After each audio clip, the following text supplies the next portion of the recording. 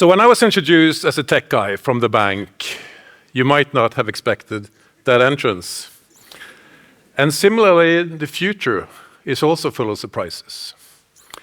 And although the future is going to surprise us anyhow, we can in fact influence whether it goes astonishingly well or turns dangerously dystopian. And I'm here to tell you how we can make it go astonishingly well. Isn't she pretty? Yeah. She is. So motorcycles, they're a big part of me. I have, in fact, 3 of them. And to me, it's all about heading out into the Norwegian wilds with the wind in my face, in my beard, occasionally greeting another motorcycle driver and listening to the roar of those pipes in my ears. It's all about the journey. It's never about the destination. So the love for adventure, I think it runs in the family. So when I took my 2 youngest kids, Listia Marie and Marcus, to visit my oldest, Sandra, in Scotland, we lived on the roof of a Land Rover Defender. And this was cold, wet, and as you can see, very uncomfortable. But it was this sense of freedom and adventure that we all shared together. To the fact that after this trip, the kids decided that we should expand our family and make a Defender part of our family. And so we did. So I think it's this sense of adventure that has always been driving me in my career in technology. The things that we already know, they were never interesting to me. I wanted to push boundaries and head into the unknown, not knowing where I would end up. I was determined to follow the open road, however uncomfortable, in order to figure out what might be possible in the future. So our future is going to surprise us, but we can influence and steer in directions that will take us towards discoveries and developments that will make the world of the future better. But it takes for us to put up with a little bit of that discomfort and enjoy the journey into the unknown.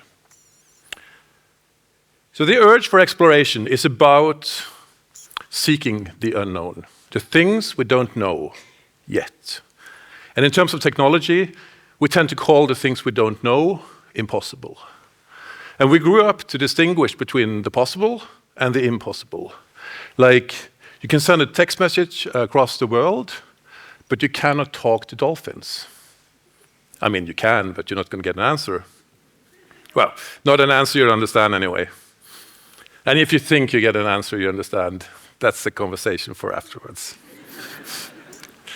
So we can 3D print a chair, but we cannot print a human liver. We can cure heart imperfection, but we cannot cure aging. We can learn a new language, but we cannot just download one into our brains like an app, right? But perhaps these aren't impossible. Perhaps they're simply unknown. And everything great today was impossible yesterday. Think about flying, for example. Once upon a time, it was pure madness. We looked at the birds, so we noticed that they could fly. So what do? We mimic them, we roll over in tar and then in feathers to get the same features and characteristics as the bird.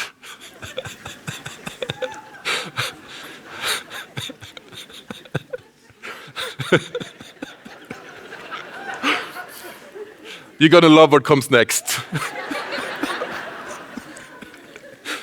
So, same characteristics and features as the bird, and then what do? We jumped off the cliff to see if we could fly like the birds. Have you ever heard the phrase, failing fast? I'm pretty sure this is the moment it originates from. Until suddenly, we weren't falling anymore, we were flying.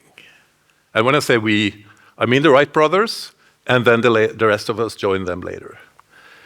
And imagine going back 100 years from now and telling someone that they could see their loved ones' faces while talking to them from across an ocean, or carry the world's knowledge in their pocket,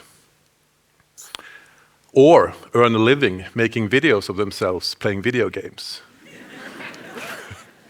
Yeah, right. Think about that. Someone paying money to watch a screen of someone watching another screen. Even today, a bit ridiculous, right?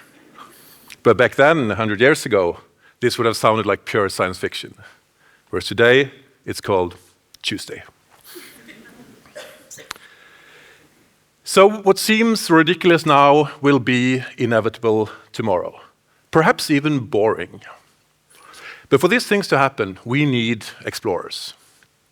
And think about the Wright brothers again, teaching us how to fly in a totally different way than the birds, with airplanes.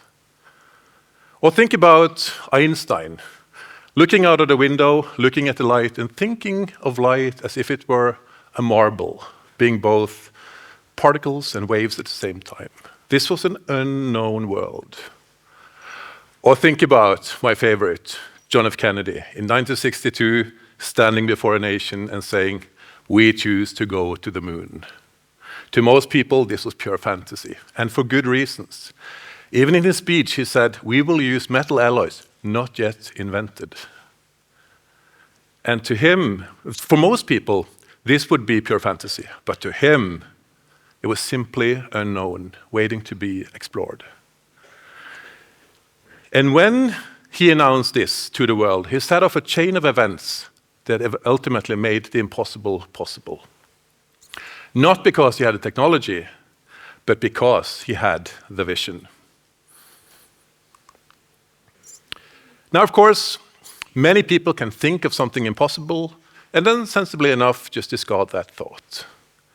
Because we are so short-sighted that we struggle to see beyond that immediate impossibility. So, what does it take for someone to take that shot at the moon? What are the conditions for success? And through my career in technology and innovations, I have identified a method. And I call it the Moonshots method. It's a framework for people to take flight. It's a magical medicine against myopia, short-sightedness, so that we can lift our gaze and look much farther ahead. It's simple and it's very powerful. It's built on the letter H times 4. First, the head.